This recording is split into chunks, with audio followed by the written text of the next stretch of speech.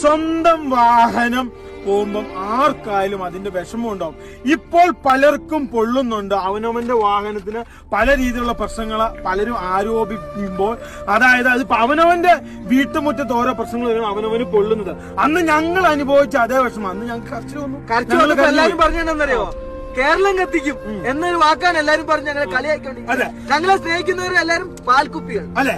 ഓ guys നോക്കൂ, അതായത് ഞങ്ങളെ ഒരു ഉപകാരം ചെയ്തതിന് ചില കൂട്ടര് കൂടി ഞങ്ങളെ കുടുക്കിയതാന്നുള്ള യാഥാർത്ഥ്യം ഞങ്ങളിവിടെ വെട്ടി തുറന്നു പറയാണ്. അതായത് ചില വ്യക്തികൾ ആസാമിൽ കുടുങ്ങിക്കിടന്നപ്പോൾ, അതായത് അന്ന് ടൂറിസ്റ്റ് ബസ്സുകൾ ആസാമിൽ കുടുങ്ങിക്കിടന്നപ്പോൾ അവിടെ ചെന്ന് അത് പുറം ലോകത്തോട് വിളിച്ചു പറഞ്ഞ് ഞങ്ങൾക്ക് കിട്ടിയ ഉപകാരമാണ് ഇത്.